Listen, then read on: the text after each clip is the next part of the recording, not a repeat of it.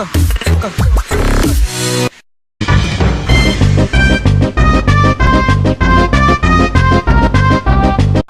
will be the greatest jobs president that God ever created. I tell you that. Islamic terrorism is eating up large portions of the Middle East. They become rich. I'm in competition with them. They just built a hotel in Syria. Can you believe this? They built a hotel. Had some big successes in the business world, but you've also had some big failures. And let's go straight. No, I don't think I've had big failures. Donald Trump has always been very, very successful. And so when you say failures, I don't think I've had failures, but let's go ahead. Ask me about a couple. Okay, Trump hotels and casinos filed for bankruptcy protection 3 times in 6 years. Okay, let me explain it to you. Very simple. Isn't that a failure? Not really. I mean, look, it worked out very well for me. It was very successful. I then levered the company.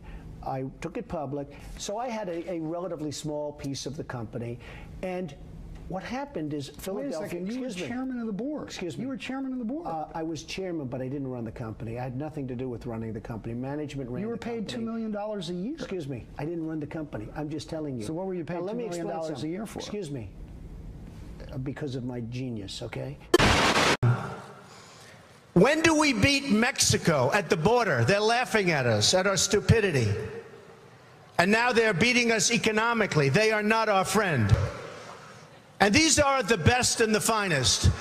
When Mexico sends its people, they're not sending their best. They're not sending you. They're not sending you. They're sending people that have lots of problems. And they're bringing those problems with us. They're bringing drugs. They're bringing crime. They're rapists. I can just say this. More people are in this country right now illegally than ever before. I will build a better wall, and I'll build it for cheaper, and Mexico will pay, if that's your next question. Yeah, how do you get Mexico to pay? Because they are ripping us left and right. But Mexico. how do you make By the them way, pay? I love the Mexican people. Many Mexican people work for me. Many Mexico people I do business with. They purchase things for me, like apartments, et cetera, et cetera. I have great relationships with Mexico and with the Mexican people. I love the Mexican people. I love their spirit. Our current president came out of nowhere. Came out of nowhere. In fact, I'll go a step further. The people that went to school with him, they don't even know, they never saw him. They don't know who he is. I have no record. Can't be criticized. Wonderful guy. He's a nice man, but there was no record. Nothing to criticize. He didn't go in wars. He didn't go in battles. He didn't beat this one, that one, have enemies all over the place. Nobody knew who the hell he was. If the state of Hawaii says this is official, he was born in Hawaii on this date, here it is, why do you deny that? A lot of people do not think it was an authentic certificate. How can you say that if this... You won't report it, Wolf, but many people do not think it was authentic. His mother was not in the hospital. There were many other things that came out, and frankly, if you would report it accurately, I think you'd probably get better ratings than you're getting, which are pretty small. A presidential candidate. Any concern that being a presidential candidate could be bad for business?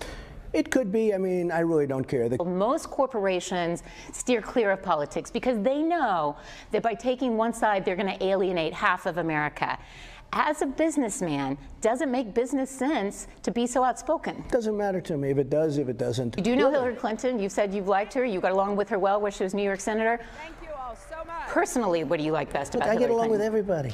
That's what we need. We need somebody that can, but they'll do what I tell them to do. Words are weapons. So you have to have some form of collegiality if you're president of the United States. I get along with everybody. Okay. I get along with the Chinese. By the way, people think I don't like China. I love China. I sold an apartment for $55 million to a Chinese gentleman. Let's start by talking about the Pope. There's a big debate in the Republican Party now about what role things he says should play. You've spoken favorably about him. He's talking this week about the environment. Should a potential president listen to what the Pope says about global warming? Well, I'm not so sure. Look, I have a lot of respect for him. I think he's really a terrific person. I love his stance. He's so different. He's very refreshing. But I think you want to listen to science. You want to listen maybe to your own gut, maybe your own experience. I'm not sure you have to necessarily listen to the Pope. Look, it's not a question of instinct. I feel very confident. I went to the Wharton School of Finance. I was a good student. It's like one of the hardest schools in the world to get into. I then do a book called The Art of the Deal. It's the #1 selling business book of all time, or just about. You may say, oh, there was one that sold 2, but, you know, just about. It's still in the schools, everything else. I then do a show called The Apprentice. In the meantime, I build this incredible empire. It's got a tremendous net worth, very little debt.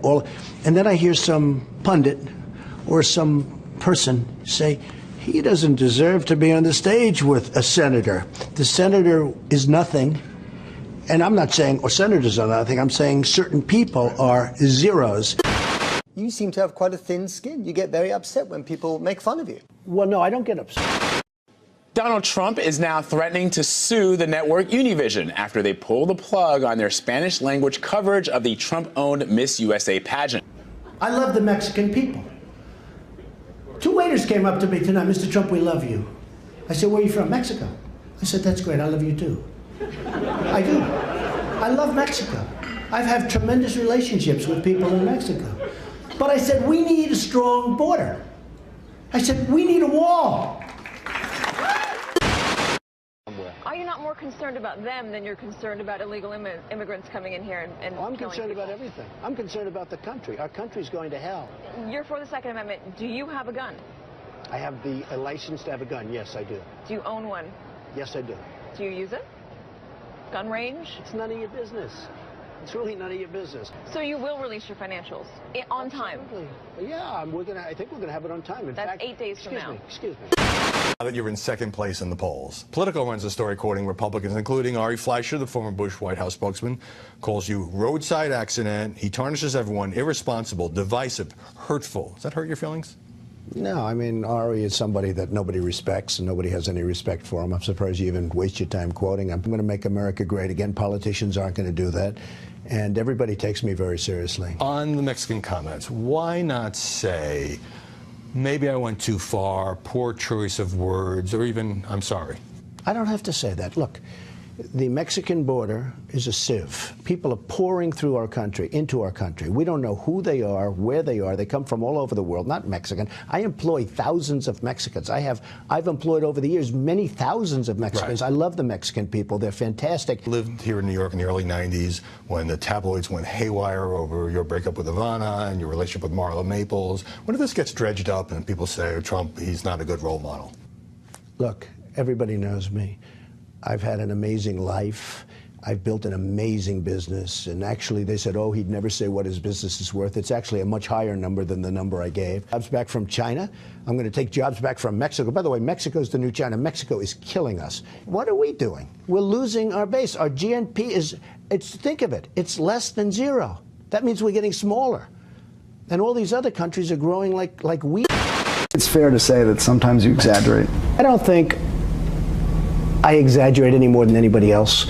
I think that I have a great grasp of numbers. I have a great grasp of values. I'm worth many, many billions of dollars.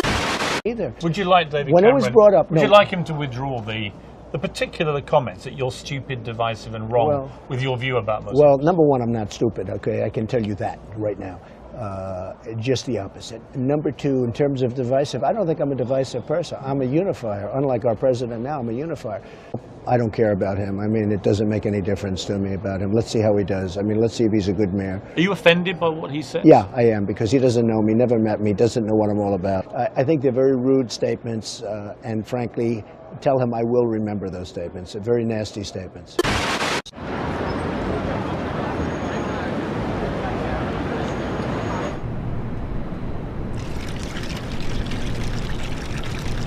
Miss Universe and Miss USA, I own it. They're here. They're gonna really do a number on me. I'm challenging President Obama, my son Donald, my son Eric. Let's go, ladies.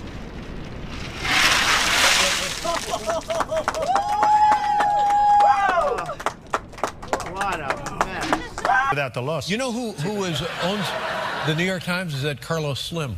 He has a piece of it. Yeah, he is the wealthiest man in the world. And he's a good guy. I know him. Do you know Carlos Slim? Good guy. How much money is that guy worth? He's got a lot of money. I don't know what it is. It's got to be like 100 billion. Under siege, yes, 60 billion or something. Oh my God. Under siege, but that's okay. And what is it? It's none of my business. But what are you worth? A guy like you.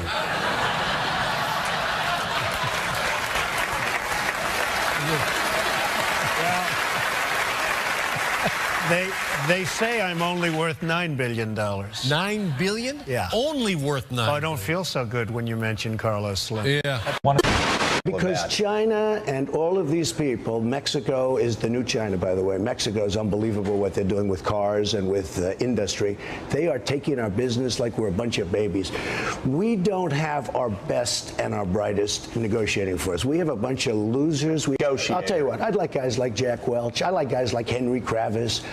I'd love to bring my friend Carl Icahn. You know, I mean, we have people that are great. We have people that are better than any of their negotiators. We don't use them, Joe. Yeah. We use people that are soft and weak and, frankly, stupid and incompetent. India, you know, you call up American Express and you talk to somebody on the phone, they have an accent, you say, where are you from?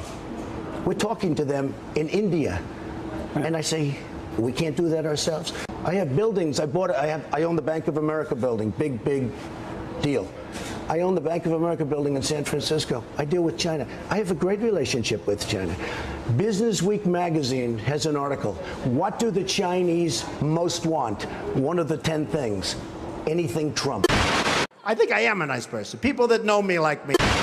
What they did, Jose, is a total default. They signed a 5-year contract with no outs, and they said, oh, well. And by the way, Univision called me and they apologized for what they're doing because they felt so stupid. You're smart enough to know that words are weapons. What do you mean smart enough? What does that mean? You're smart enough to know that words are weapons. Well, I went to the Wharton School of Finance. I have to sort of say that because, you know, like somebody says, like, you know, you're smart enough. But go ahead. Very well. I mean, I don't know. Maybe people don't want my message. Maybe they want to stay mediocre. And if they do, they should put a politician in office because that's what's going to happen. But, I mean, we live off Chinese manufacturing, whether we like it or not. That's because when you say we, you are stupid. It has not been easy for me. And, you know, I started off in Brooklyn. My father gave me a small loan of $1 million. You've called women you don't like fat pigs, dogs, slobs, and disgusting animals. Your Twitter account... Only Rosie O'Donnell. No, it wasn't.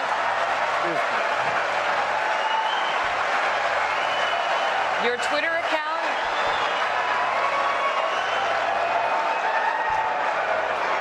Thank you. For the record, it was well beyond Rosie O'Donnell. Yes, I'm sure it was. Well, I just don't respect her as a journalist. I have no respect for her. I don't think she's very good. And she starts asking me all sorts of ridiculous questions. And, you know, you could see there was blood coming out of her eyes, blood coming out of her wherever.